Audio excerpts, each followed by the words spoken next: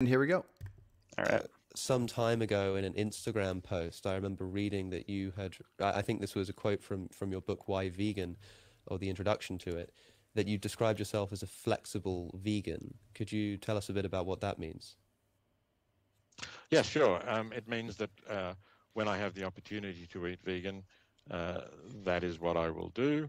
But there may be occasions. I don't think it's vital to be hardline in every circumstances. And sometimes, for example, if you don't if you don't eat something that is prepared, maybe it will be wasted and there will be no other consequences. So, for example, you get on a plane and they've mixed up your order for a vegan meal. It happens, and they put something else in front of you. Now, if it was meat, I wouldn't want to eat it anyway. But it might be something that's not vegan, but is got some dairy or something like that in it. And it's clear, they've served it to you. They're just going to throw it away if you don't eat it. I don't really see a problem about eating that. Michael, I think I adjusted the volume. I'm not sure if I adjusted it in a way that goes to you, but Christina in the comments said the volume was off. Did you notice it go up, and is it better now? It went up. It's pretty balanced to your level. And you can probably tell if it's balanced to my level, I assume. Okay, yeah, you seem a little quieter than what Peter sounds like right now, Okay. but I can hear you just fine as well. I don't have control on that with this headset. So if you need to boost me, you either have to take everything else down or okay. boost me on your end.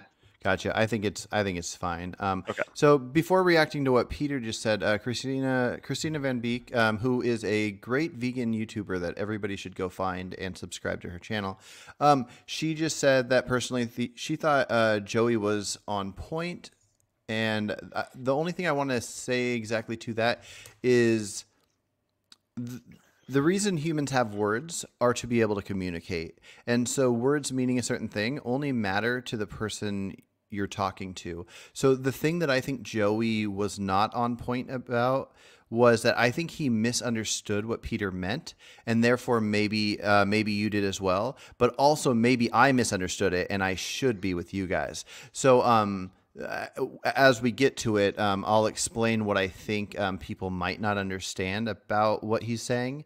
But when it comes to complicated philosophical topics,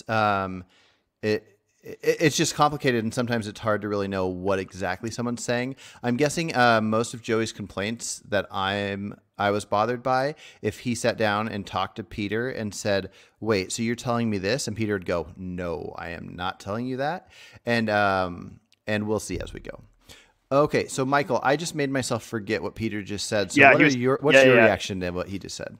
Well, he was essentially talking about the I think the word is freegan, essentially, where it's like you eat animal products in the case where you are not meeting X criteria, and usually that is defined as like contributing to the demand for animal ag. So he gave the example of, what did he say? If I was offered food on a plane and they gave me the wrong meal or something, was sort of his example. I think I can't remember if he listed another example or not, but that's the one that came to my mind. Yeah, what's your thought on that one? Yeah, well, so in any of these cases, like the philosophy of it, I agree with the point, like the overall point that if you are not contributing, I think the big one for me is the either directly harming or contributing to the demand for harming, or like increasing the likelihood, that another batch of chickens are bred into existence to meet an increased demand, or like whatever. If you're not contributing to that or causing harm directly, then I think I don't see a problem with like just eating dead flesh. In and of itself. Yeah, so I definitely agree to the extreme. So contributing to it, problem. Not contributing at all, not problem. But the in-betweens are kind of interesting. The idea of a flight attendant handing it to you and you telling them, "Oh, sorry, no, I don't eat animal flesh," it could spark ideas to people that oh, there's people that are worried about this, so they're going to think about Totally. it. It could do the opposite. It could make somebody go, oh, vegans, Mhm. they're wasting food. The waste aspect, I think, is very important. Probably the biggest issue to me would be humans seem to have more of an addiction problem than any other problem from what I can see. So somebody that maybe had a hard time giving up meat, if they let themselves have it in cases like Peter's talking about, they might go, oh, that tasted so good. And then they'll come up with excuses in other cases.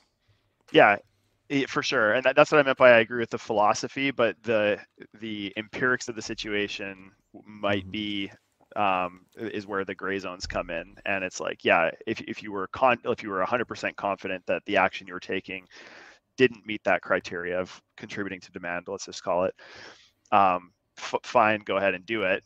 But yeah, when there is risk of that happening, I think that's where there is a problem. So I think the plane example specifically, I would probably not do that personally.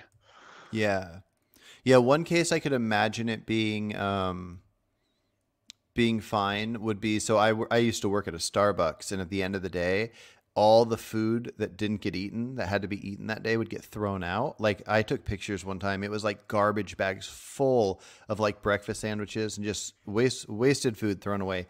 And the manager, depending on which manager was there, would say anybody can take this home at the end of the night, and whatever is not taken home, if it's like just kind of put in a giant bag in the fridge, the next morning it'll be thrown out. But it's food that would stay good for like weeks. If Right. it's just not acceptable for Starbucks. So I would say if nobody was witnessing you do it and you knew you were allowed to do it, so it wasn't wrong or whatever, if you take that bag home and you consume it, then you're definitely not doing anything morally wrong.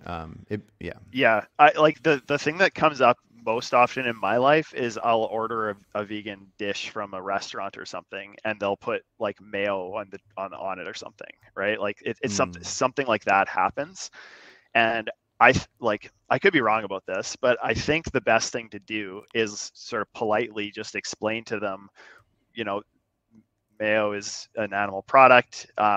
It's not vegan if you put mayo on it. Like, I'm not going to eat this. Like, I'm sorry, but do you mind preparing another one?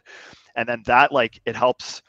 In a sense, it like sort of punishes the mistake, or at least it gives significance to it, that like they screwed up. That when somebody asks for a vegan thing, it's important to be extra careful. Otherwise, it's going to cost our business money, kind of thing.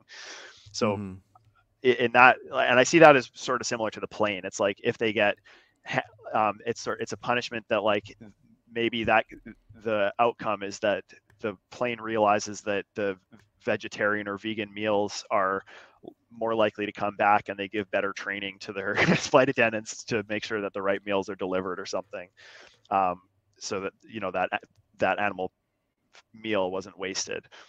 So yeah, anyway, that's just with his specific example. Yeah. What do Definitely. you think there? You agree on the giving back at a restaurant? That, I think that is a pretty common one that probably everyone faces. Yeah, it's complicated. I think I lean towards the giving it back so they learn from their mistake for future ones. Definitely be nice about it. But it really depends on what it is. So like right now I'm kind of on a health journey, so I'm trying to stay away from most restaurants and fast food. But when I would eat like an Impossible Whopper at a Burger King, I think I found out that they don't even use a different grill, so they put it on the same grill. That doesn't matter to me. Like, even though I'm disgusted by the idea of animal flesh, I'm not disgusted by it enough to care if if my burger sat in the same spot, because my burger having that on it, I get why that would disgust some people, but it's not adding to the issue like you were talking about. So I'm not bothered by that, but the wrong thing. Same like the KFC burger cooked in the same oil as the chicken or something like that. Yeah, right? Like yeah. the KFC plant-based like mock chicken. I mean, they cook it in the same fryer oil as they do the regular chicken, and like yeah. yeah. And I feel like it seems reasonable to me for people to to maybe, I don't know if fight's the word, but fight for that change if they're disgusted by it, if there's enough demand for the company to have a different fryer, because it makes sense to be grossed out by corpses being in oil where your food's going to be. So I get that for other people. For me, I really don't, I don't care in a sense. Like when I look at people eating animals, I think of the sadness of what's happening in the factory farms, but I don't look at it and feel like grossed out by seeing it. I think that's just how my mind is. So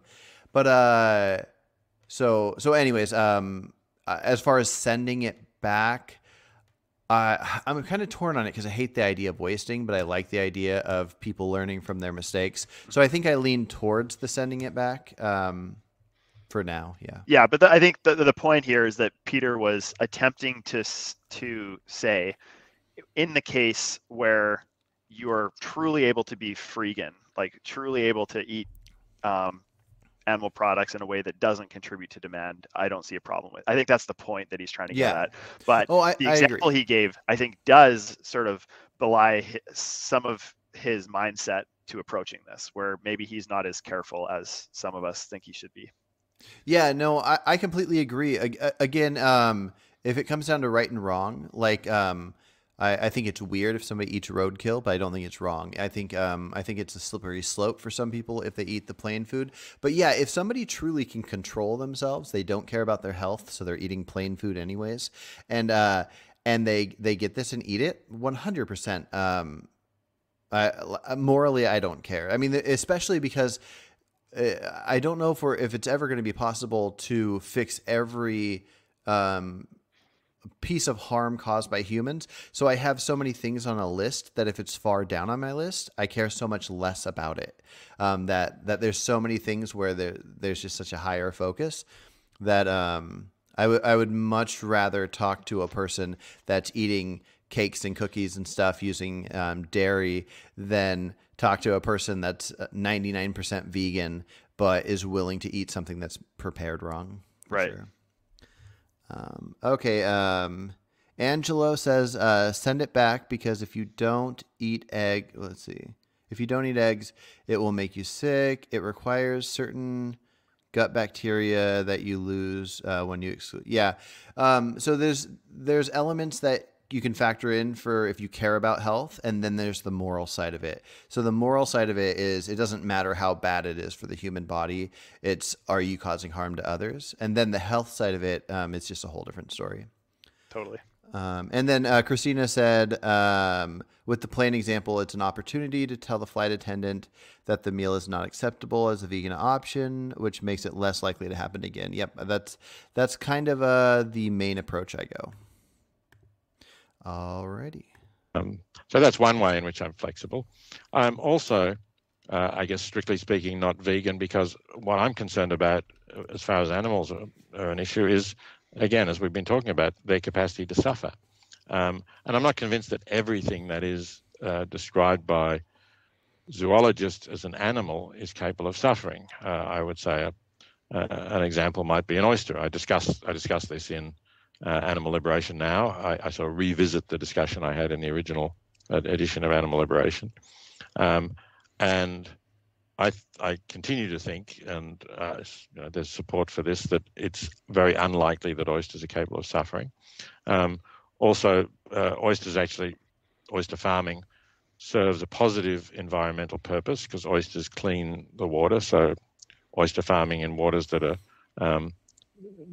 otherwise might become polluted in some ways will be performing a service. So I don't see a problem about eating oysters if you want to eat oysters. It's not something that I eat very often, but I wouldn't really object to that. And I wouldn't say, no, I'm a vegan, I can't eat an oyster because it's an animal, even if I believe that it doesn't suffer and that environmentally it's just as good or better to eat oysters than to eat some grains or other plant products. Before we respond to what he just said about oysters, I'm curious to hear the level of your concern with suffering versus death. We've talked about it a little bit, but I don't know which one you care about, like, to an extreme.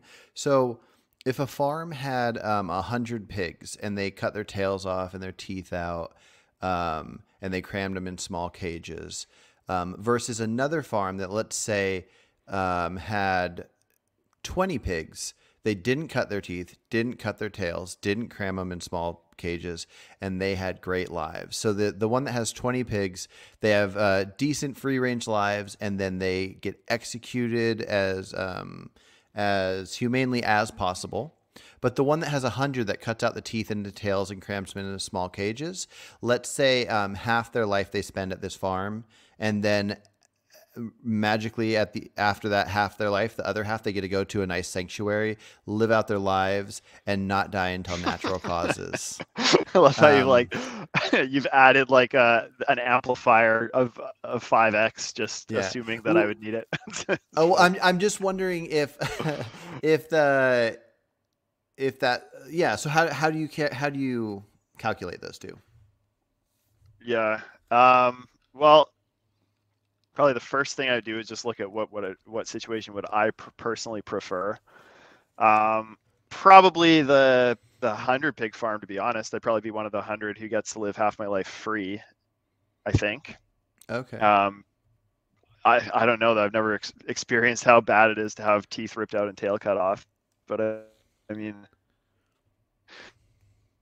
like kids that have, stuff done to them, but then get to live a normal life afterwards. It's like, is that person glad that they had that happen and are alive? I would say probably not at the time that the circumcision's happening, but yeah, I don't know. I think I would the being able to be free for some part of my life would overcome quite a bit of pain downside. Gotcha. Yeah, I don't know exactly where I stand, but I definitely have more care about the suffering. That's the first thing I would think about is what would I prefer, and then I would try to put myself in the place of if I was a pig, what would I prefer? Probably not having full grasp of the situation or whatever, and being in pain for half my life. Maybe the answer is different, actually, now that I'm reflecting on that. Maybe the answer is different. But I don't know. Both certainly hold a lot of value in my mind, and I'm not really sure like if it's 5 times more or 10 times. Like I don't know how to quantify it super well, but I can think about that. Yeah. I wonder if if I saw an animal suffering, I'd want to put it out of its misery, and if I saw a human take a pig and cut its tail off, cut its teeth out, and cram it in a small area, I would think, oh, if I could magically make this pig die to be out of its misery, I would do so. But then if the person told me I'm going to cram it in this small space for 3 years and it's going to suffer for 3 straight years, but then after that, I'm going to let it go and have a great free life being just free for 3 more years. And so then I got to think, do we need to look at it as pleasure's good, suffering's bad, but can a certain amount of future pleasure outweigh a certain amount of suffering? Right. I know it can for humans. I don't know to what level I would accept suffering before I just say I don't care if I'm going to have a great last 20 years. This suffering's too much. But I think I have to just accept that that the suffering of animals is just so depressing to me. That I care so much more about that, like the idea of them being dead.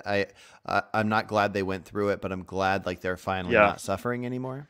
So Christina said that this isn't her favorite kind of hypothetical, and I get that. Like it's trying to find where the line is can kind of be tedious, but also it's I think it's important to do sometimes, because if you're trying to gradually move towards a goal, it's does this step take us in a positive direction or a negative direction? And I think just exploring some of these hypotheticals helps us understand if the step of moving from farm A to farm B would be a better one. And maybe there's some non-realistic stuff built into the hypotheticals, but it does help kind of suss out what we fundamentally do value. And I think that is important. Yeah. But yeah, fair enough. It might not be for everyone, but I feel like when it comes to people that want to talk to random strangers about veganism, it's good to make sure that you have a full understanding of how you feel on each topic.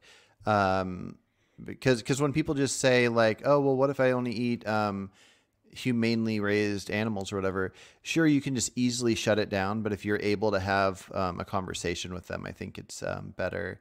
Okay, Nikki said, why did the abortion debate get canceled? Is it going to happen eventually? Yes, it's definitely going to happen eventually. Michael here was going to be one of the debaters. I was going to moderate, and the other debater got really sick and couldn't do it. But he's a nice guy. I know him well, and he will be back, and we will make that happen. But since he wasn't able to, we decided to do this. JD Garland says, are you two not willing to have a casual conversation with me without trying to employ debate tactics? I'm not sure what that's referring to, but in the email that I sent to you, I was saying that I think it would be good if we view it as more of a casual conversation. And yeah, I sent you the premise. I think it all sounds good. So depending on when you are free and when Michael's free, we should set that up as soon as possible. So yeah. Let's before we restart, let's actually talk about what he said just quickly. Oh, the there. oysters. Yeah. Yeah. Do we want to go into oyster sentience, or do we want to leave that for a separate? I mean, my thoughts on it would be so short that it almost doesn't matter. But yeah, I just, from my understanding that they're not sentient, and therefore I do not care if I were to discover they were sentient or any flower was sentient.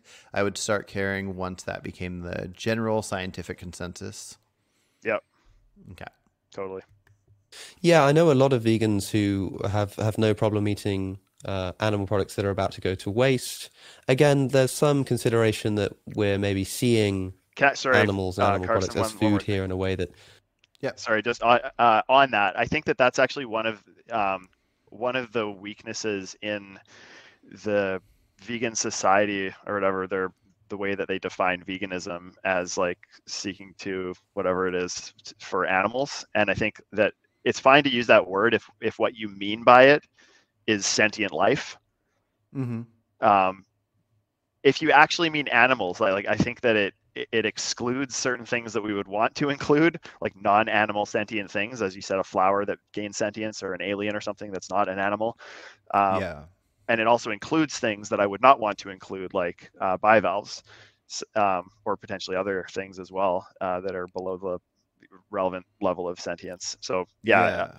As long as the terms are defined right. It's like what I don't care for is vegans that say like, well, it's not vegan to eat oysters because oysters are animals. It's like, okay, who cares that they fall into a certain class? It's like, that's not the morally relevant part of a being, is what, genus they fall into. It's whether they can experience and feel pain.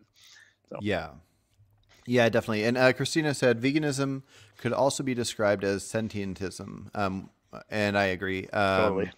And well, except for the fact that it would be non-human sentientism, because we don't have to factor in any human issues like circumcision or anything into a philosophy that would focus on non-human animals.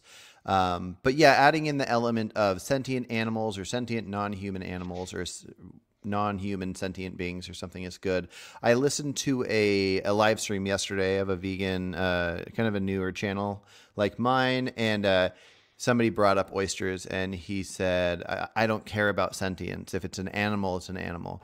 And and I think the problem is there that you don't know exactly what you're valuing. You have to know why you care. If somebody says, why do you care about animals? You can't just say I care because I care, or I care because the word animal exists. There has to be something happening there that means something to you. And so, yeah. And Garland, stay tuned. He's just about to get into some of those issues, actually. Oh yeah, this reminds me that one thing that I think is interesting, since since the definition got brought up and the sentient idea, within the definition it talks about what is it? Exploitation. And I heard somebody talking about how insects dying in crop deaths don't count as exploitation, because you're essentially leaving something and then something dies from you leaving it. And it kind of shows me that is why I don't care too much for the word exploitation being in there, because it has so much more to do with your intent, your actions, the force you're putting on something. Because if you find a poison that would just attract dogs like crazy, and dogs would just eat up this poison and die, and you're just wandering around the world just leaving this poison out, killing dogs, but not even exploiting them, because you're not like watching them die. You're just not caring. You're just dropping it off, saying, you know what, if dogs come and eat this and die, they die. I don't think that would fit into exploiting, but it would fit into what I would consider wrong within veganism. So I'm not sure how it should be worded, but maybe it should be exploit and something else, and I'm not sure if that's how the definition does it. Let's see. Okay, so Garland said, let me guess. This entire conversation about ethics with Peter Singer doesn't mention even once the quadrillion animals killed in crop deaths. I think it does. Is that what you were saying to him? That's the thing. I don't think they get into the minutia, but it certainly is a topic that's addressed with like hens per hectare and things like that. Yeah. It seems like I think, Michael, that you're with me on crop deaths matter in some form. And it kind of blows my mind that it seems like about 95 to 99% of vegans that are vocal in any way do not care to an extreme. And I think it's worth caring about. Yes. Okay, so here we go. That is if not harmful, then wrong. But of course, as a consequentialist, that probably wouldn't apply to you. And in the case of oysters, we're essentially offering a justification that there is no suffering involved. But I've heard you also say that you will eat free-range eggs, and I had a look to see if I could find some other quotes, and I found something from 2006. So I don't know if your views are still the same, but in an interview with The Vegan, you said you could imagine a world in which people mostly eat plant-based foods, but occasionally treat themselves to the luxury of free-range eggs, or possibly even meat from animals who live good lives under conditions natural for their species, and are then humanely killed on the farm. That's the quote that jumped out of me, and I think the words there, humanely killed, are seen by many, if that killing is unnecessary, as a contradiction in terms. Could you explain what you mean by that as well? Yeah, I know. I would still hold those views that you just quoted.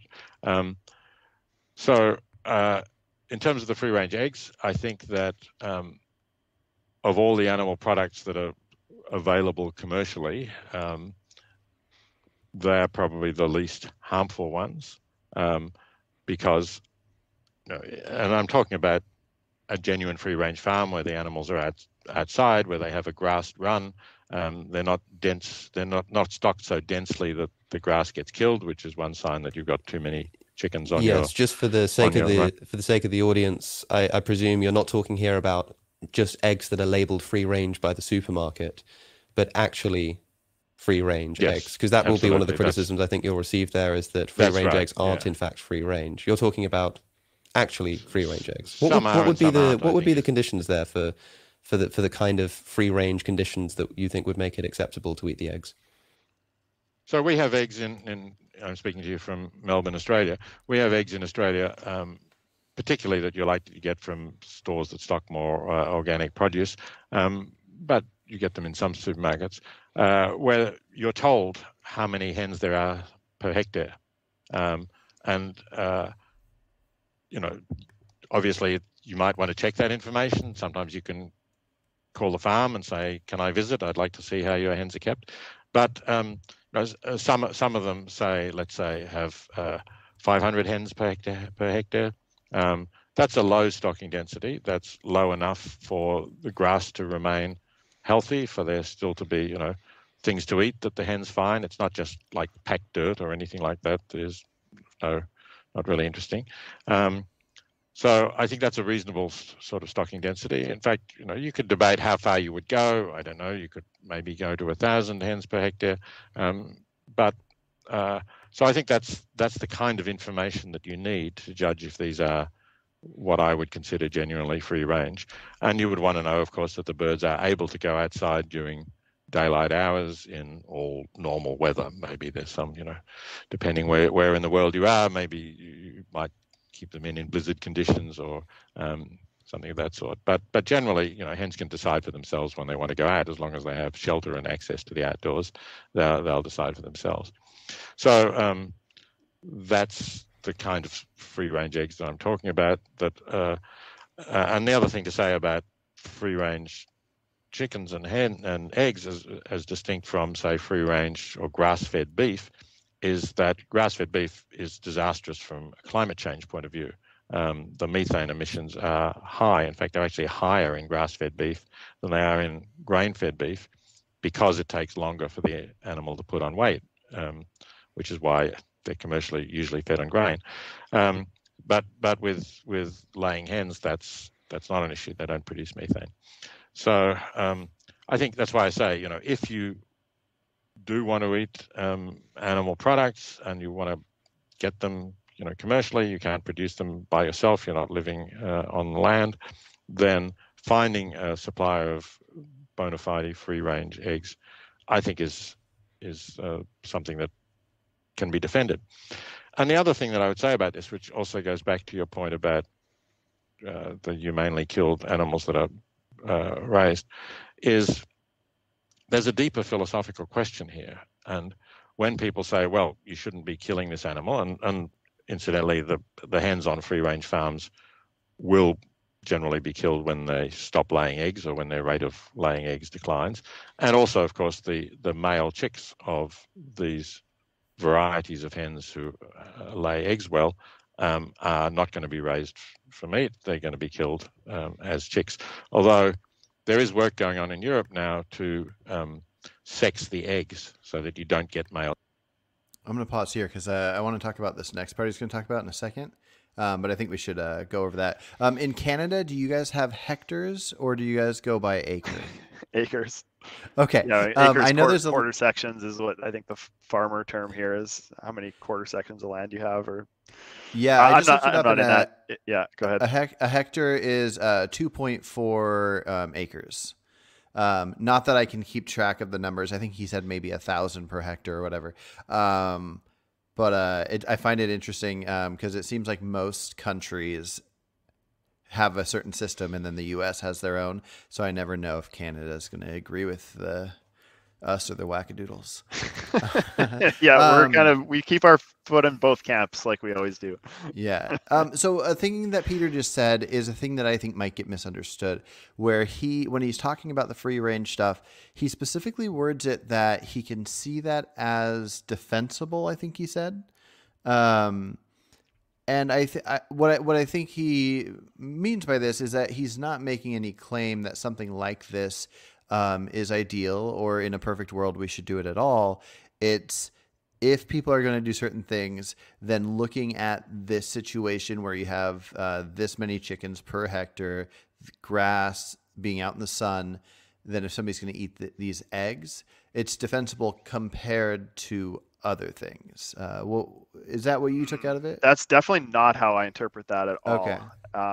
Is this the Joey thing? Is this what you just like Joey interprets it the wrong way or something? Is that what you're talking about? Well, there's a handful of things, but it's okay. I think it's kind of like that. I mean, I think some things like that might be interpreted in different ways. Like, I wouldn't be surprised if somebody could say, hey, if we could just put all your ideas into place and everybody like wanted what you want, Peter, would there be any chickens owned by people and any eggs?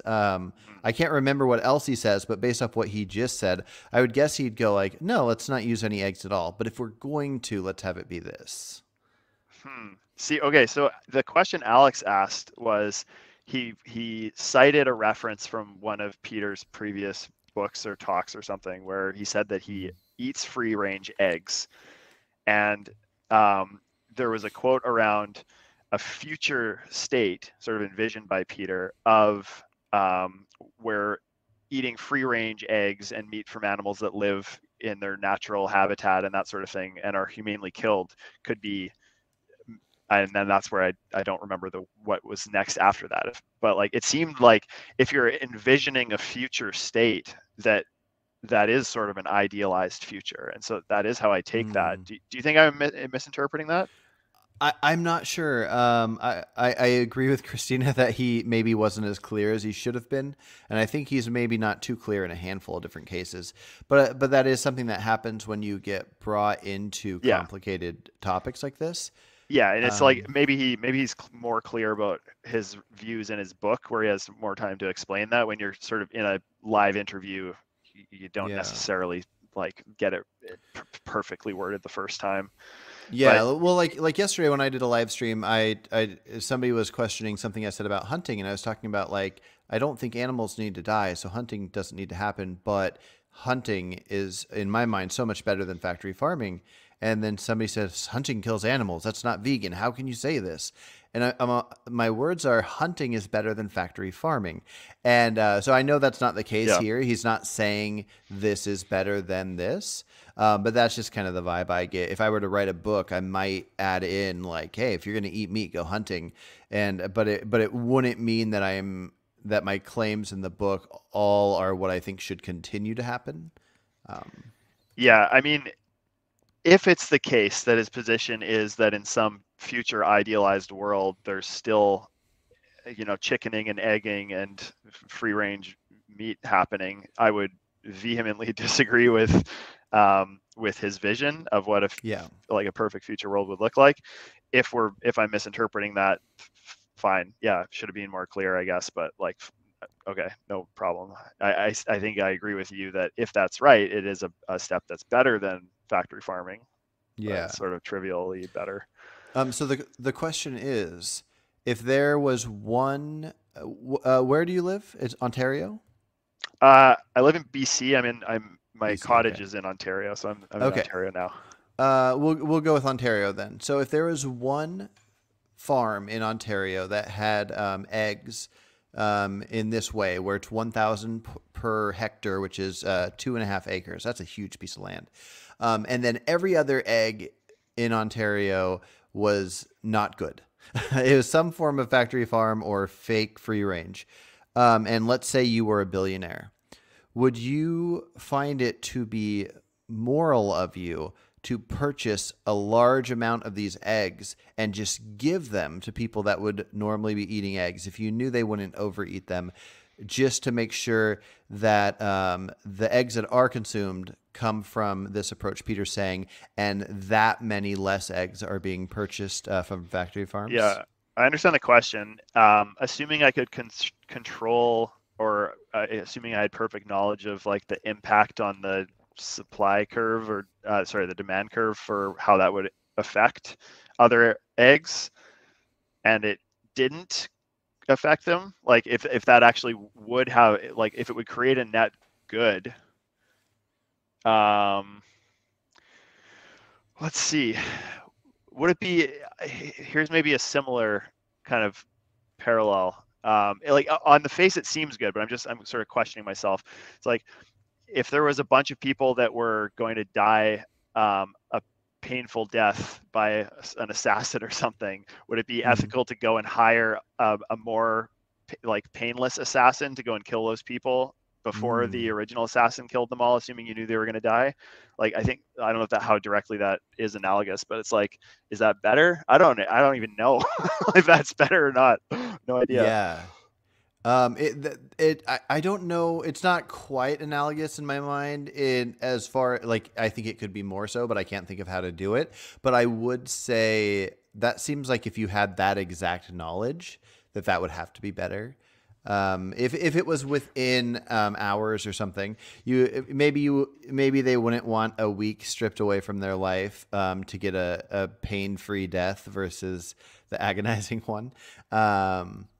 But in this case, I think it's clear that it would just, unless it somehow made people like double up on their egg consumption, even without having the perfect knowledge. If you just took a dozen of, or basically if you had a tent that you had a stand like people have like fruit stands or whatever, and you just had crazy amounts of eggs from this most humane egg farm, and people could just come and take them for free, I think it would be likely that it would cut back in a large way from factory farmed eggs. I only wonder this in a sense that I imagined this popped into my head the other day, that if I had a friend I was trying to talk into going vegan, or at least talk into doing like free range or cutting back or whatever, I was just thinking if I had extra money and I could buy them like a pack of like lunch meat that was from a free range chicken. And if I said, hey, if I buy you this, will you not buy a pack of factory farm lunch meat this week? It'd be me purchasing meat, which I don't like the idea of, but it would be making that person cut back on the demand. And so it just made me think of it. Why is this different than like the trolley car scenario where it's like, if you're evaluating just like which world is better, the one where the trolley car runs into the 5 or runs into the 1? Well, we all agree it's better if it runs into the 1 instead of into the 5. 4 more people are alive. But when you're faced with the decision of pulling the lever, you would not pull the lever. And so why would you not pull the lever to move the cart from 5 to 1, but you would, pull the egg lever and go from the high suffering eggs to the low suffering eggs? Yeah, we might have to look at the detail, because if you purchase the eggs from the store, then it's putting it in demand. So if they were going to purchase the factory farm dozen, and then I say don't purchase that, and then I purchase the most ethical dozen, then both sets were there, and one not being purchased is going to show that factory farm that it's less in demand, so they're gonna produce less. And then the other one is going to show it's in demand, so they're going to produce more. So I don't know if it's necessarily doing the trolley car problem. It's something like it, but it's more I think about it's pretty demand. close. I know, but you have to treat demand as like in the realm of like a morally relevant action. It's like increasing demand is morally relevant. Otherwise, Yeah. who cares if you buy meat at a store, you didn't kill the chicken. Yeah. No, you make a good point, because I feel like with the trolley car problem, if I don't know exactly where it's going to go, no, but in this case, we do know exactly where it's going to go. I feel differently about it with animals. I think that's kind of my only answer. Mentally disabled. I know. I feel different about it with suffering too versus death. And I also feel different about it with breeding. If I pull this lever, will a large number be bred into existence versus a small number? So if the train's on track to go splash a bunch of sperm to produce one animal to make suffer, and I could pull the lever and it would go and splash a bunch more and make or let's just say it would make 5 animals to suffer, I might pull the lever to make it go and make the 1.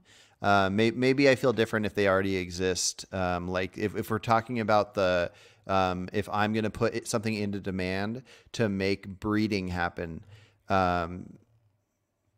does it change the fact that the individual doesn't exist yet? Yeah, it's interesting. I've never really thought about this in the context of a trolley car either, but my intuition is that it would apply in a similar way. I guess it's like, yeah.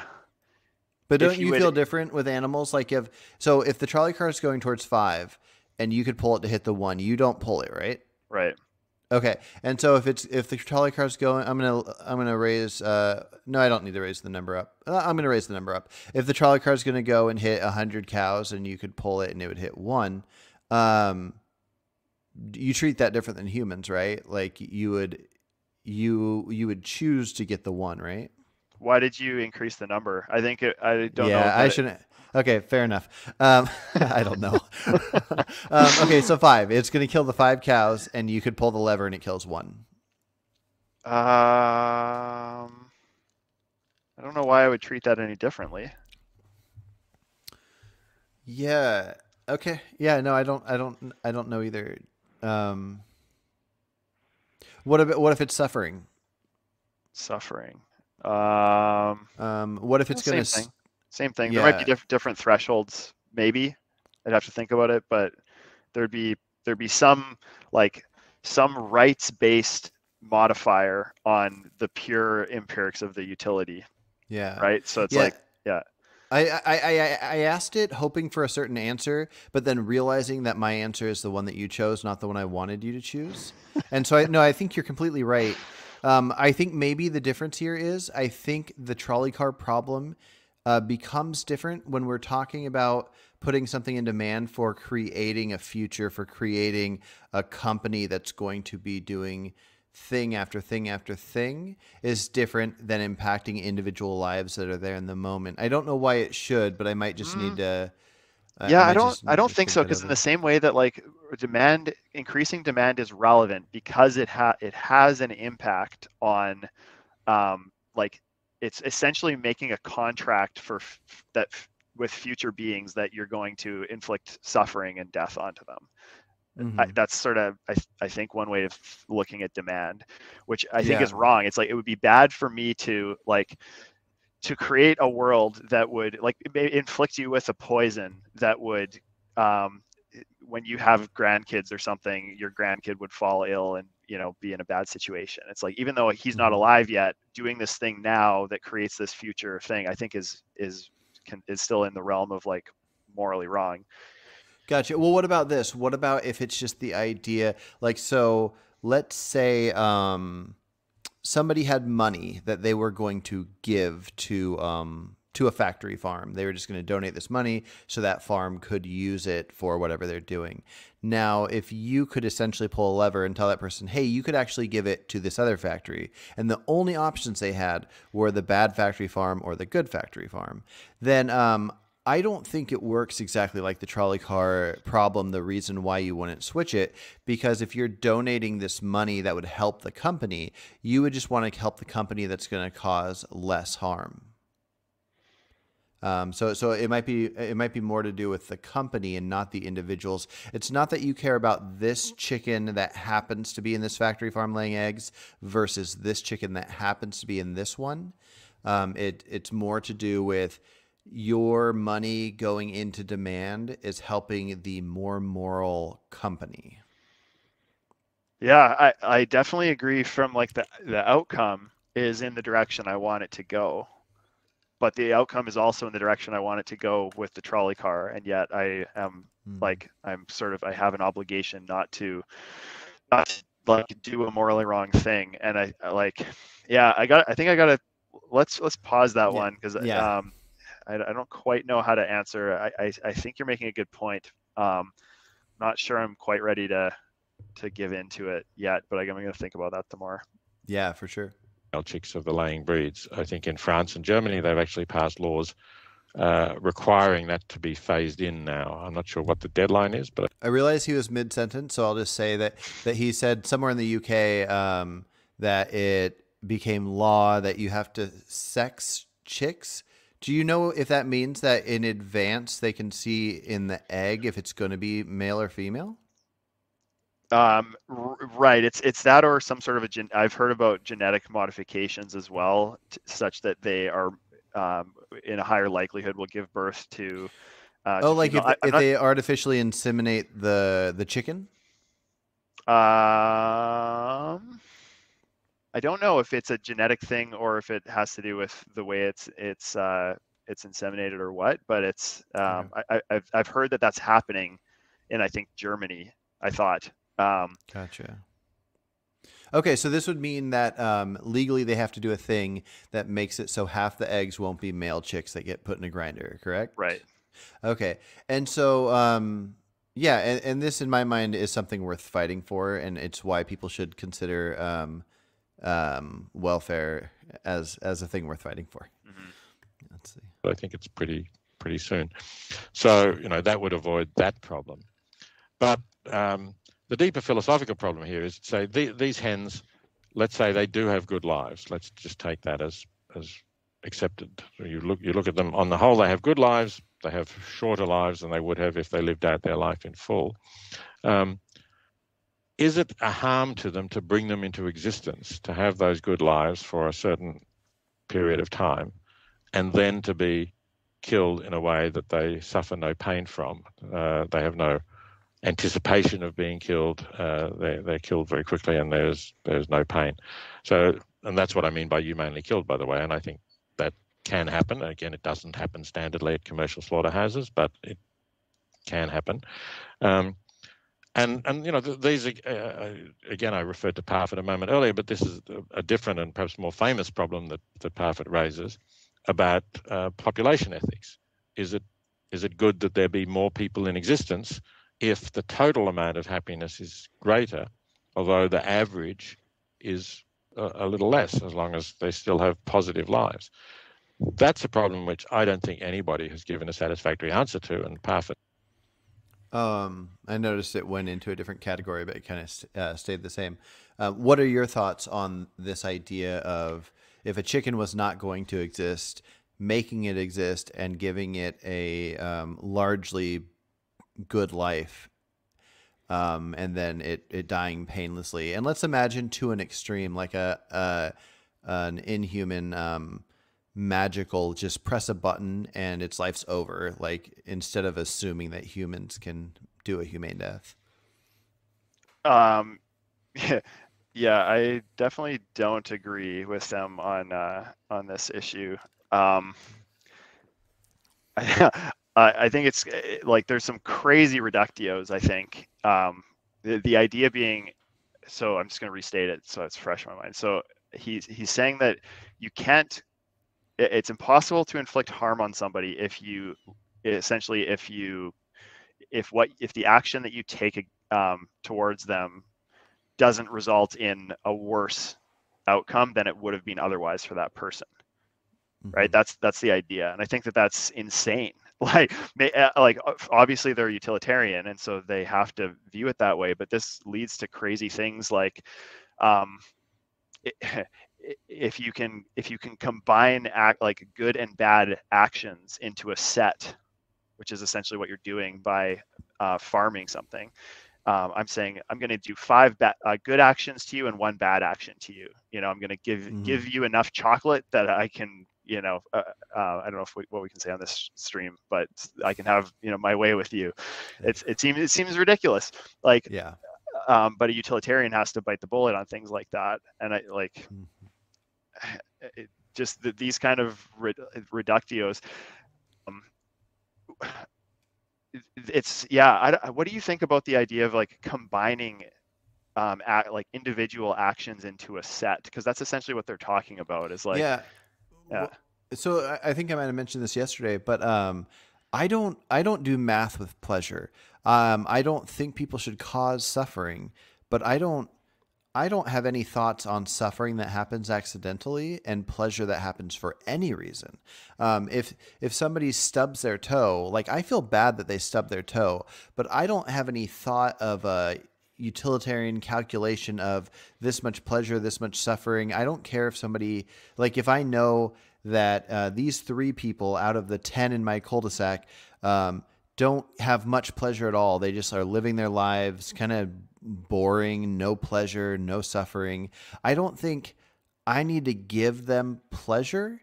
Maybe I should, but I just don't think that way. So I don't do any calculus with that. I just think that every sentient being deserves to not have suffering forced upon them. And so, yeah. What about if it was suffering math? Yeah. So in the sense of the things that he's talking about, I would rather a chicken be bred to existence to suffer in the way that these chickens would in a free range area based on the math of their suffering, compared to a chicken that's injected with hormones that their legs break. Is that what you mean? Yeah. Let me rephrase. That's maybe an example, but so instead of give somebody enough chocolate such that you can, I'll say break their knee, but we all know what I'm talking about. I see. So instead of that, it's you rescue that person from enough knee breaks, like you make sort of a contract with them that hey, I'm going to create this better existence for you by saving you from breaking your knee 6 times, and then I'm going to break your knee once. Gotcha. Would it be an actual contract where they discuss it and it's agreed upon? Oh, okay, then no.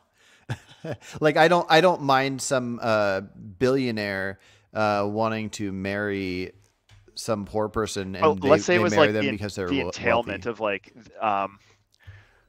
what would it be? So like, let's say I rescue a chicken from a painful, suffering factory farm, and I put it onto Mhm. my farm.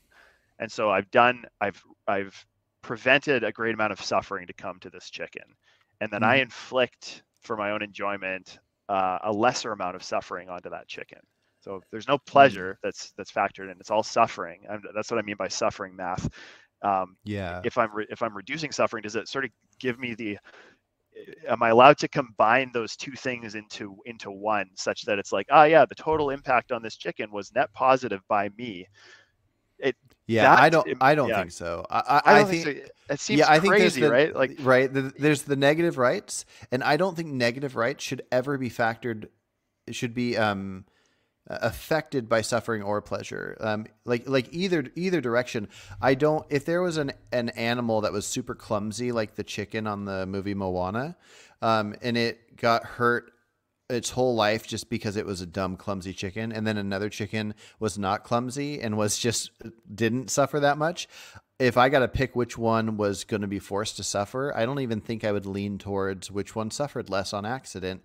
I would just view all negative rights as equal to which type of negative right it is. yeah. And further to that, I would say it's not reasonable to do you know what I mean by the combining actions? Like, I think that every action you take has to be individually evaluated for its like morality, not like. Mm-hmm. And it's almost, it would be better if we were allowed to like combine things, because it's sort of like making a deal with a robber. It's like, or he has a gun to your wife's head or something, and it's like, Mm-hmm. I'll go to the bank and get you $1,000. Like, I will do this 100% right now. It's like, should you be obligated to keep that obligation? It's like, if the robber can't believe you, he's not going to give you that deal. But of course, you shouldn't have to keep your obligation. I think it's Yeah. a similar kind of thing with the um, combining actions into like, this set of actions had a net good, but it's like individually there was a bad action in there, and you shouldn't be able to do that bad action regardless of how many other good actions you combined it with. Yeah. So Yeah, definitely. I could rescue a chicken from a farm onto Michael's pain-free farm. Mm-hmm. That's a good thing. And even though, like, let's say my farm couldn't exist unless I was killing the chicken, Yeah. right? It's like, I'm creating a better life for these chickens, but it's still a bad thing for me to be killing the chickens. I'm not doing a good thing. Yeah. Yeah. Yeah. Yep. Yeah. Completely agree. Okay. Okay. And I think it works humans, animals, whatever it is. If you save a woman that was about to be, 10 guys were going to have their way with her and then kill her, and then you saved her. It's not like just because if you had your way with her, that would be 1 instead of 10 and she gets to live. It would be, you can't force anybody. You can't. Yeah, exactly. It's all negative rights. So, yeah. Exactly. But sadly died without being able to give a satisfactory answer to it himself. So given how difficult that problem is, I can't say with any confidence that it's wrong to bring animals into existence, give them good lives, and then kill them in a way that causes them no suffering. I don't know any philosopher who could really argue without solving Parfit's problems that is unequivocally wrong. But indeed, the reason why it's a problem, and I think you're raising something of a non-identity problem here. We've got this situation in which bringing a being into existence, in some sense, requires this negative aspect. In this case, it would be a premature death. And you say something like, well, maybe it would be better to not have that premature death, but if it weren't for the fact that we were going to kill them, they wouldn't exist at all, and they have an overall good life that's worth living, then if those are the options, no life at all, or a life that involves the premature death. I meant to ask this last time I paused, but I didn't bring it up, but it's what he's talking about. Do you think that there is some value in existing versus something not existing? That there is value. Like, for example, so I already exist, so there's value in me existing. And same thing with everything that already exists. But if something has not been brought into existence, do you think that that as long as there's not like a net whatever level of bad suffering, that bringing that thing into existence is better for that thing than if it never existed? Yeah, the way you worded that, I think it's very difficult to answer that because you're comparing it against nothing. Yeah. So, but Well, a lot of people, including how they're talking, especially Peter, is that existing is good. That guy, Jerem, that we were talking to, he says the yeah, same thing, that the existing matters. And I guess an example of what I would say about it not mattering is, so my daughter, I got a 6-year-old, her name's Charlie. She's amazing. If my wife didn't get pregnant right when she did with her, if she got pregnant the next day or a month later or whatever, that would have been a different human. And since I know her now, it would be horrible if it was anybody else. But at that same time, at any given time that somebody could get pregnant, if somebody went to that person and said, "Hey, don't get pregnant today, do it next month," then that means that did they do a wrong thing by making a person that could have existed never exist, and instead oh a yeah, different person is going to exist? yeah. No, I don't think they did a wrong thing. Mm-hmm. I don't. What I'm struggling with is I don't think that that means that I still can't value like the positive experience of people, positive experiences of people. Like if somebody has a net positive life, such that they are glad that they are alive and their suffering outweighs, or sorry, their pleasure like outweighs their suffering by a multiplier enough that they're good with it. I think that is a good thing, but I don't think there's any obligation to create that. So I don't think there's any wrong by not doing it. Mm-hmm. Like I could go and give somebody a compliment, and that would be a good thing, but I don't think there's any obligation to go and do that. I think that's maybe a sort of a similar kind of thing. Mm-hmm. Like I'm creating a good experience in a sentient being in either Mm-hmm. action by like allowing one to come into existence and live a good life, or by going and giving a compliment. So I think it's good, but it's not, yeah, but it's not an obligation. Yeah. Yeah. Do you disagree? Yeah. It sounds like you maybe. I'm trying to uh, picture it with the compliment thing, and I think that's complicated, and I don't know exactly how to break that down. But I definitely agree with the idea of something not existing, that they aren't owed existing. Something that doesn't exist doesn't need to exist, and I don't believe the idea of just any amount of adding more pleasure is good. If there were endless amounts of planets with endless amount of room, and I could choose that in the year 2030, there's going to be either 1,000 people born or 1,000,000 people born or 1,000,000,000 people born. Like, I don't think that there's a good thing that would come out of choosing the highest number possible. Just to have existence happen. And I've talked to people that do think this, that making something exist is better for that thing than if they never were made to exist. And I just don't accept that, because if it hasn't existed yet, I don't see any kind of value that can happen until it does exist.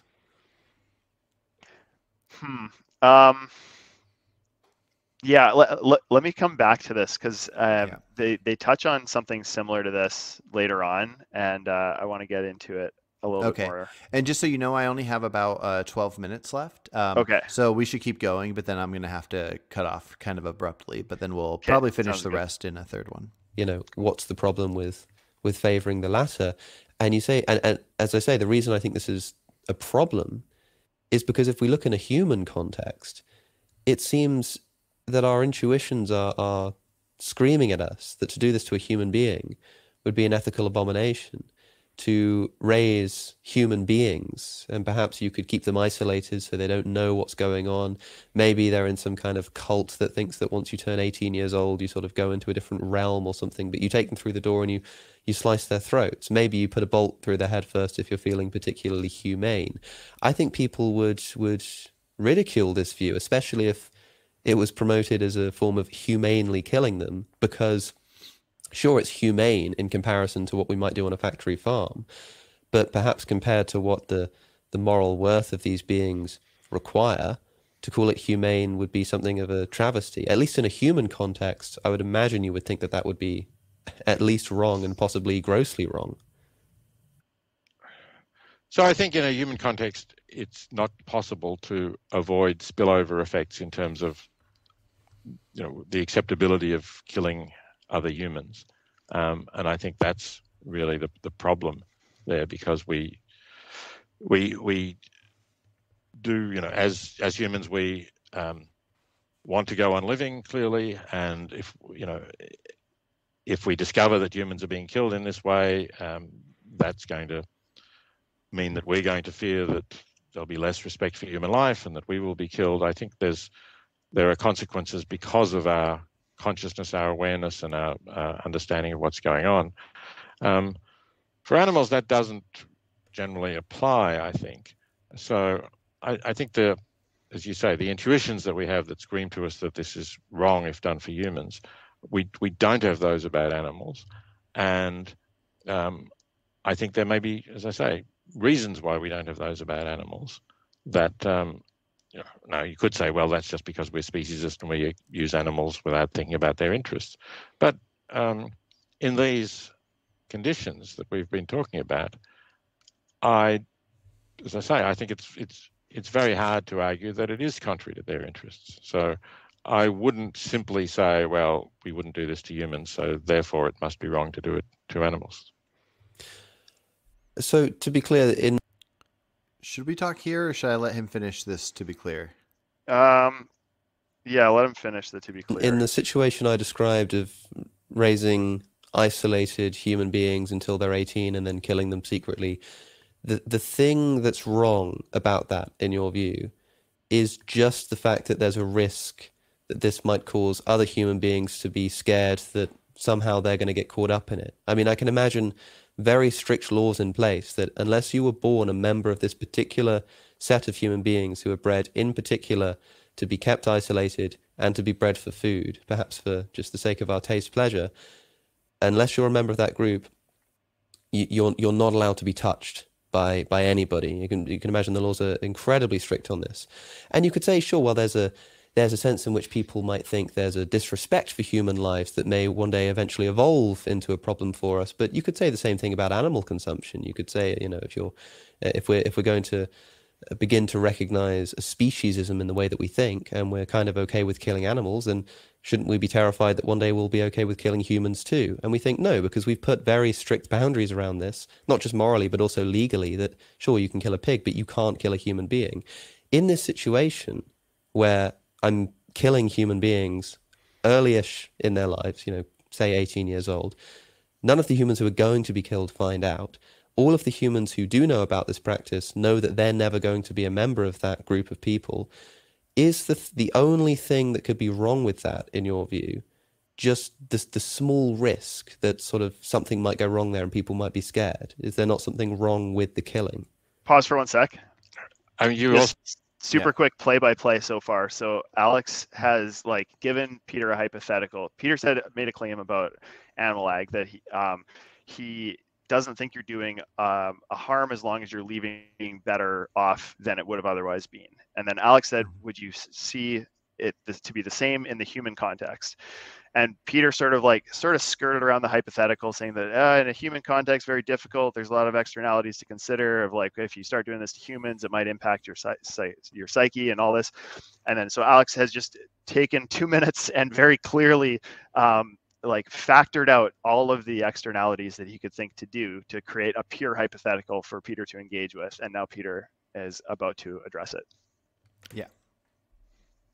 So I have to say, of course, that these humans would not have existed at all. There's no way in which they would have come into existence, except that they were going to be killed at 18 for some reason. Yes, to the same extent that an animal on a humane farm, as you describe it, might not have existed unless it was going to be killed for food.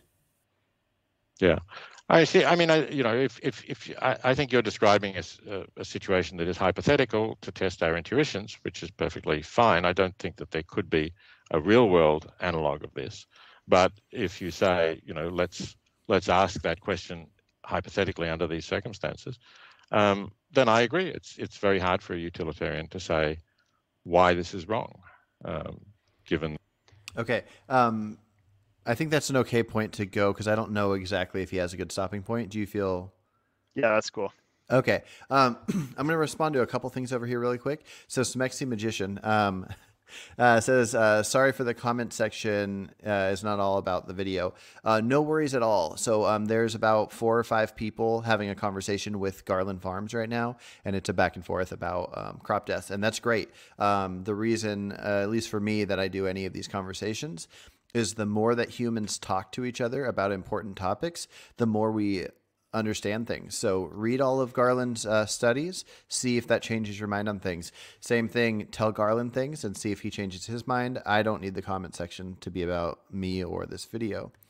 I want to give a spoiler alert that I don't agree with Peter, but everything I'm going to say from this point on is going to be in Peter's defense. And so here we go. I'm going to throw out my first thoughts, and then I'm curious to hear yours. I think one thing that's important to keep in mind is that he clearly knows that a lot of what he's saying is wrong, which is why he's saying it's a hypothetical. It's important to use hypotheticals, but it wouldn't work in a real world context, but considering it's hypothetical. So you could view that as a Weasley way to say something horrible, but I also think it's just somebody that's willing to entertain a hypothetical, even if they sound kind of wild, which I might do when I talk about like necrophilia or something. That being said, I think something that people maybe miss the meaning of when they talk about this idea of the only concern is the people being scared it could happen to them. That's a very important thing to think about. So when you have what humans want to not be harmed and they want to survive because we have this like want for the future. But as soon as a human is killed, that human can't be harmed. Like there's no moral action once they're dead. It's just the idea of removing their existence. So if somebody shot me in the back of the head and I was dead, it's hard to claim the moral action that's happening. Most things that would be obvious, that would be morals, would be any amount of forcing me to lose my rights or suffer up until my death. And the reason I think it's good to be part of a society is you feel this safety. You feel like the laws are in your favor to prevent your death. So the biggest concern in this hypothetical would be the fear of not being protected. So if you had that figured out, I see what they're talking about. But it doesn't make it okay to kill 18-year-olds to eat them. What are your thoughts? Well, yeah, I went a very different direction with my critique of what Peter said here, which was he was making the point that evolutionarily our brains have developed in a certain way that interacts with the way the world is, and when you create a hypothetical that is too far removed from the way the world is, our brains aren't equipped to properly address it. And since I guess in his view, morality is a consequence of like how our brains view things. Like I'm a subjectivist, that's how I think about morality, is just what's in accordance with my preferences. And so if he views it sort of the same way, he's saying we evolved a certain way, and so when we do a hypothetical, it's like our evolutionary brains aren't like, and our moral systems that come from them aren't equipped to handle this, which I think is kind of crazy, because literally like what morality is, and like understanding the underlying principles that we call a moral system is just inference. We go from like, oh, I see somebody killing John, and then I see somebody killing Sam, and I see somebody killing Jane, and okay, so there's something I don't like about all these things. What's that's true of all of these things? It's probably the killing. And then I see somebody kill comatose Andy, and it doesn't bother me the same. You know, comatose will never recover Andy, and it doesn't bother me the same way. And so I'm like, okay, well, maybe what's the difference there? Then maybe the difference is that I care about like the future sentience of these of people and the current sentience. And so like we use, I think that all of morality is extrapolating, and so him kind of refusing to engage with a hypothetical because it's not something we observe in the real world. Every situation we observe is new, like in a slightly different way, and so we're always extrapolating when we analyze situations. And so I think like sort of by definition, you need to be able to engage with any logically coherent hypothetical in order for your moral system to be like complete and consistent. Yeah, for sure. Well, here, let me ask you a question, because this is the first thing that I asked myself when hearing this the first time. So the average human lifespan, at least in North America, is probably around like 80. The average cat lifespan is like 20 years old. So everything has its lifespan. You don't have kids, but you think you might want to have kids. You know people that have kids. If all of a sudden, or let's say for all of history, humans live to be 18 and then they die just on their own, which would mean they'd have to have kids probably around 15 or 16. So anyways, let's ignore how weird that might seem. Would you think, would that make you not want to have kids if you knew that they were going to die at 18? No. Okay.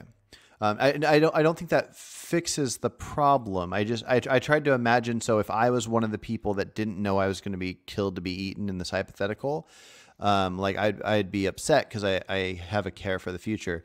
But if I was born and I knew like, okay, I'm of the species that dies at 18, would I want to keep living? And since I was alive, especially if I could have like a good life, I would want to like have the best 18 years. That doesn't mean I'm okay with being killed, but if I didn't even have the option and I was just like going to live to 18 and then fall asleep and never wake up again, I would still want to live. And I just thought that was interesting. I don't know if that's worth talking about, but it's interesting. Yeah. I know you got to run right away. I actually sent a text and I got myself 10 more minutes. Okay, sounds good. I just want to Vogon Poetry had a comment, I think, responding to what I just said there too. Is there room for our moral intuition to stand on its own? Is it always necessary to extrapolate to such a convoluted extent? Yeah, I think our moral intuition is the basis for like coming up with the moral system that we all live by. And I think that the value in hypotheticals and extrapolation is to a couple of things. One is to test the consistency of your conclusions. So just an example is a lot of people, they have an intuition that like, well, let's just go back to slavery times. It's like people might have had an intuition that like, yeah, it's wrong to put a white person into slavery, but yeah, it's fine to put a black person into slavery. That's my intuition. But if you start giving them hypotheticals, it's like, oh, well, what if you had like a white person that just had, really was out in the sun too long and had really dark skin? It's like, oh, no, well, that wouldn't be okay. It's like, okay, so it's not the skin color. So like, you start going to, obviously, like it's not realistic, but it's a hypothetical that gets you to question whether your moral intuitions are actually right, or if there's like a deeper intuition underlying both of those that maybe is more important to you. Like in the case of slavery, it's like, hey, actually, I just care about all humans, and so I wouldn't want to have any humans be in slavery. And so, yeah, I think there is value in hypotheticals and extrapolation when we're considering consistency, and then also for just like pushing the boundaries for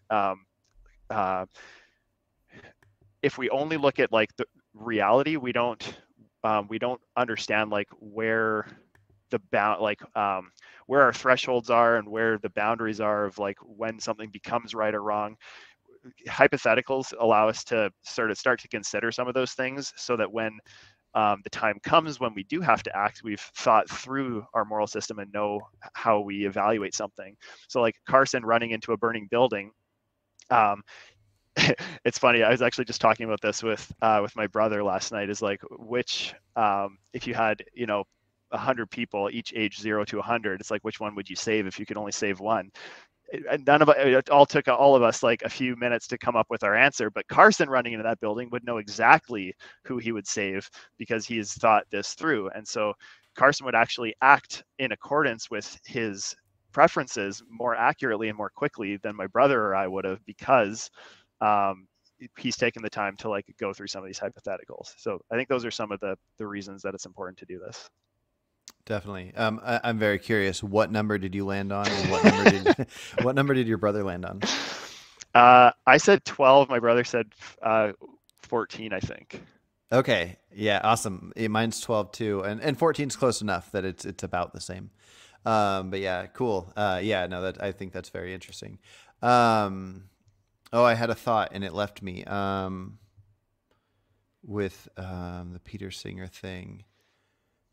Do you think with someone like Peter that he feels obligated to hold a stance that Sorry, is... can I just say one more Yeah. thing? Sorry, Garland just responded.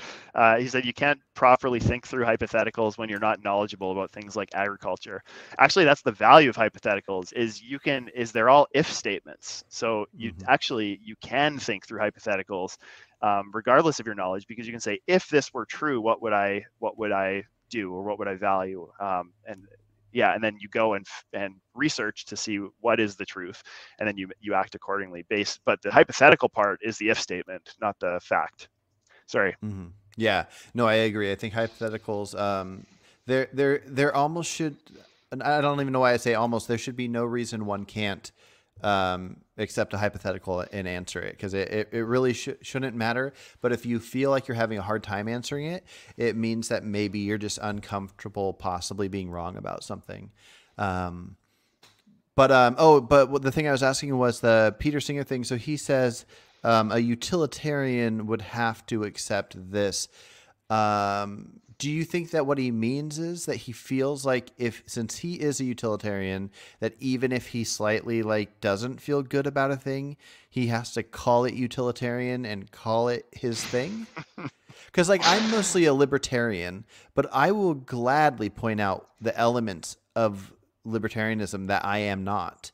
And so you would think that he would go, well, according to the technical definition of utilitarianism, it would accept this. We can kill these 18-year-olds, but I don't think so. And it's weird that he doesn't separate himself from the utilitarian philosophy. Yeah, well, I'm actually not. Do you know if he's a subjectivist, or does he believe that there's that morality is objective, or what? I haven't heard him speak on that. Yeah, I don't know. So maybe he believes that morality is objective, and and utilitarianism is the basis for morality. So that's a possibility, in which case that could be consistent, that he doesn't really like it, but it's like that is what he thinks is right. If he's a subjectivist, then I think it's sort of incoherent what he's saying. Mm-hmm. Yeah. Right? Because it's like, if he doesn't like it, then you can't not like it, because what you like or have a preference for is morality. Yeah, is what. So I guess he's okay with this hypothetical with the 18-year-old, but he knows that it would be impossible to not let others be scared of this possibility. So that's why he knows it wouldn't work in real life. Kind of like some of our hypotheticals we'll talk about. We'll say, if we knew this exactly, like if we gave out these eggs and we knew for sure the final product was less animals were harmed, then it's okay, but there'd be no way to know. Maybe that's kind of what he's saying, is that he truly would be accepting of this killing and eating 18-year-olds, but everything would have to fall in line perfectly. And I don't think that's what he's saying, but is he not? Okay. I don't think so. No, because his conclusion is that a utilitarian would have to accept this if that was all true. So I think his if statement was like, okay, granting the hypothetical, I reluctantly will say that utilitarians have to bite the bullet on this. Yeah, that's what I was saying. Or at least sorry. Okay, that's what I was trying to say. Yeah, you should have been more clear, Carson. But yeah, so yeah, and in that case, I do agree with the people that do not like Singer's take. But I think I understand his take maybe more than most people. Like I get the idea of it mattering if people are prepared for their death or not, or if they can feel safe. That does matter. And I get the idea It of, does. I don't think anyone disagrees with that, but I just think that Mhm. all of those, every second he takes discussing that or worrying about that is just distracting from what Alex is actually trying to ask him. Yeah, which is it okay to kill an 18-year-old, which it definitely is not. Yeah. So I think anyways. But yeah, So yeah, yeah. sorry. One thing I want to share that I think is awesome, and I didn't know if this was going to happen, is when everybody was hating on Alex, I was just thinking, even if he never talks about veganism again, his past videos are so amazing and so well worded that his videos will be good for animal rights forever. And not only that, but now he's out challenging the godfather of animal rights, which a lot of people will claim he's not or whatever. And I get it. They don't agree with every detail of what he's saying. But similar to Alex, not being a full vegan now, he's like 99% vegan dietarily, and ethically, he's like 100% vegan. Peter Singer, he might be saying some crazy shit here, but this guy cares more about and does more for animals than most people. So in a sense, I think they should give him a break. But also, you can attack him saying that he's okay with killing 18-year-olds. But also, we gotta recognize that no matter what Alex ends up doing, and you can critique the issues, like he is challenging one of the biggest names in animal rights about an important element of animal rights, even countering maybe some actions of his own. Yeah, it's true. It's like, who else would have been able to get a platform with Peter Singer like this for an hour of his time, and who would have been able to challenge him as directly as Alex did. I was actually really impressed with Alex about this video. I can't remember if we talked about this last time or not, but just like, I gotta imagine it was stressful for the guy. Like I was pretty pissed when I heard about, his whole community post and everything. Like I wasn't on the hate on Alex and publicly post train, but I wasn't happy about it. But yeah, doing this, it's pretty brave. Like honestly, he kind of went away. He kind of like left the vegan topic for a while and just like did his religion stuff and all of that for a while, philosophy stuff. And then he came back with this, and this is the first time since then that he's posted vegan content. And I was kind of curious if he would just ignore it forever or if he would come back to it. And I thought he did a really good job in this interview. It's kind of reminiscent of old Alex, which makes me think that like his mindset didn't change much. So yeah, I was proud of the guy.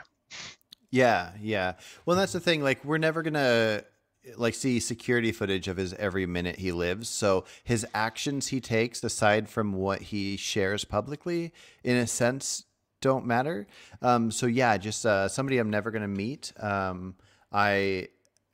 Whatever their content is kind of what matters to me. Whatever they say, it's kind of like when people say, "Oh, every time I talk to a meat eater, they say they eat grass fed," but clearly, not everybody's doing that. It's like, if you're going to talk to people, you kind of have to accept their word for whatever's going on. And so, I don't know really what that has to do with anything. But anyways, I don't. Just randomly having any amount of time to want to hate on someone like Alex without it being specifically in a positive way.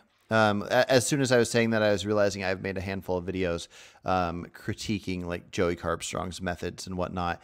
And but the only reason I'm doing it is because I'm seeing something that I might want to share with other vegans that I think might be beneficial for our movement, where telling Alex, I hope you choke to death or get pecked by birds to death or whatever, there's just no benefit to it. So yeah. But yes, I better hop off here, and yeah, hopefully we can respond to that last third of the video all in one chunk next time we get a chance to talk. Sounds good, man. Part 3 right. coming soon. Yep. All right. Take care. Bye, guys. See ya.